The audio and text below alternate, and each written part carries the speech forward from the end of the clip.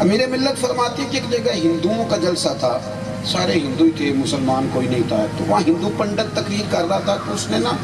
گفتگو کرتے کرتے نبی پاک علیہ السلام کے بارے میں نا کوئی کمزور بات کر دی معاذ، کوئی مسلمان نہیں، اسپیکر چل رہا تھا،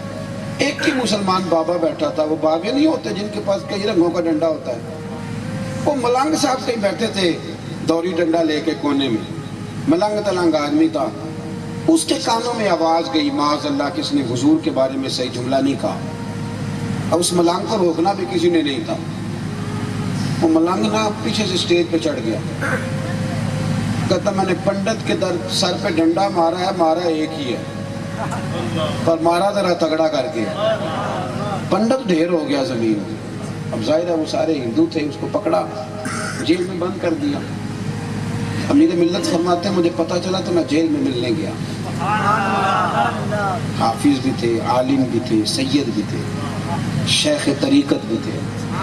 بہت بڑے مجاہد بھی تھے، فرماتے ہیں جب میں ملنے گیا نا،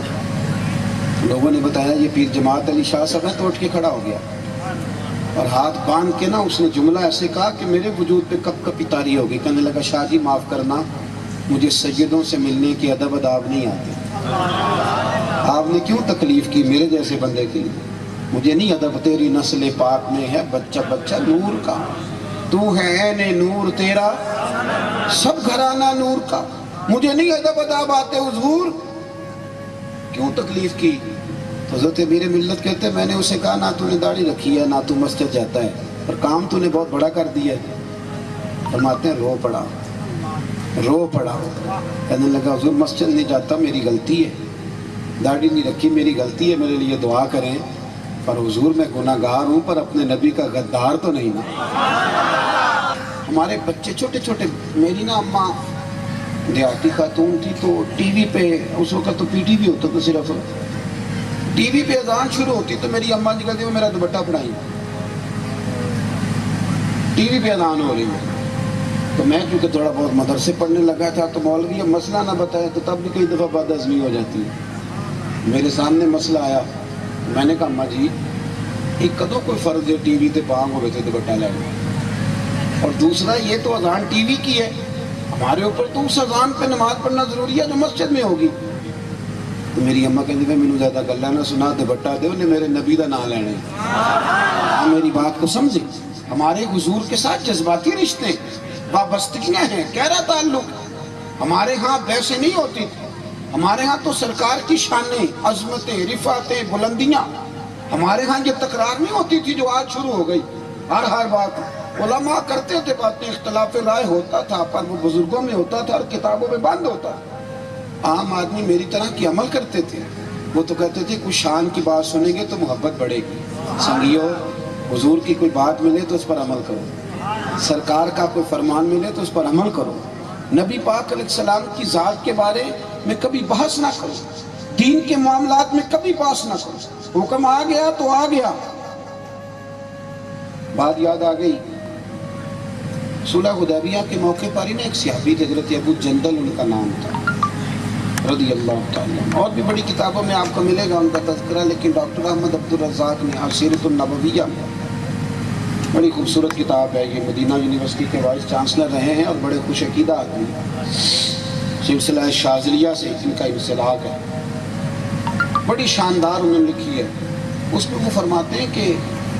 ان کو نا ان کے باپ نے باندھا ہوا تھا گھر میں زنجیروں کے ساتھ، اور یہ کہتے تھے میں نے مدینے جانا ہے، اب بھی لوگ مدینے جاتے ہیں پر اب نہیں رو کے جاتے، اب پیسے ہی بڑھا ہے، اب تو ٹکٹیں ہی بڑی ہیں،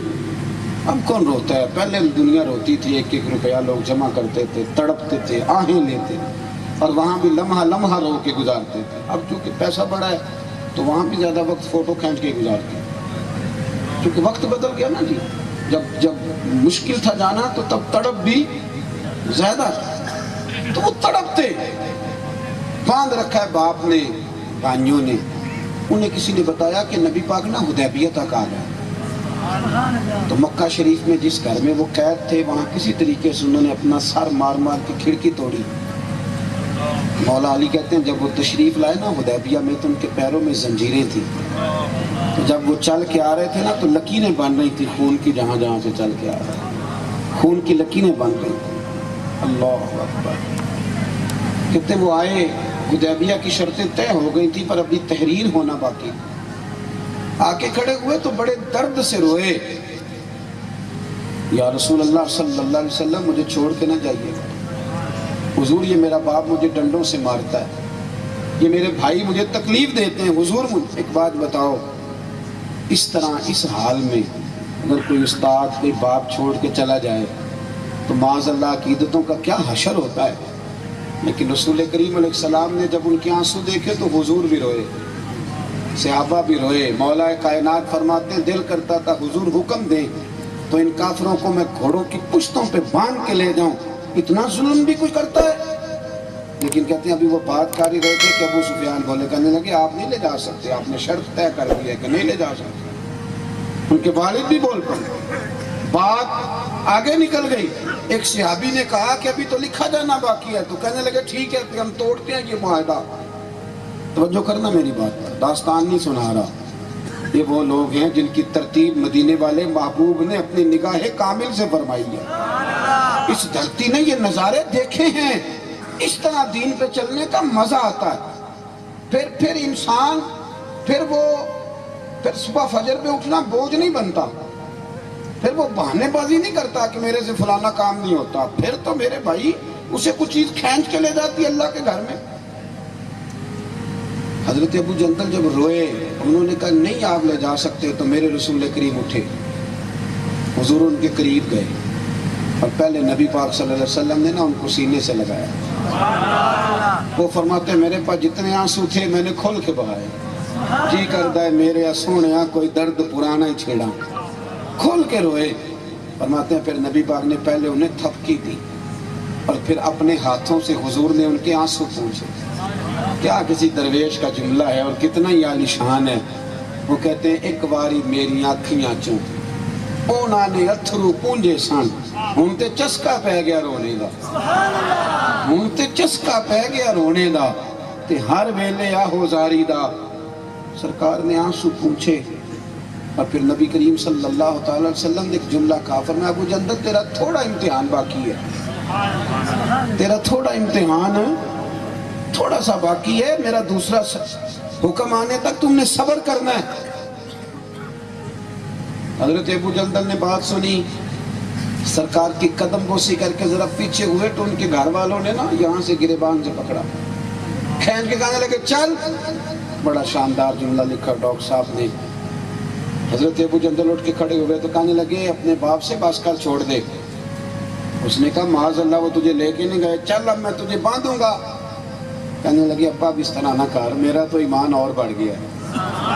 کہ میرے نبی وعدوں کے پکے ہیں۔ کہنے لگے اب اس طرح کر، اب نہ یہ تو میرے ہاتھ بھی کھول دے میرے پیر بھی کھول دے، اور اب تجھے مجھے باندھ کے رکھنے کی ضرورت نہیں، اب تو مجھے بتا دے میں نے کس کمرے میں قید ہونا ہے، اس لیے کہ اب میں تیرا قیدی نہیں، اب میں محمد عربی کے حکم کا قیدی ہوں۔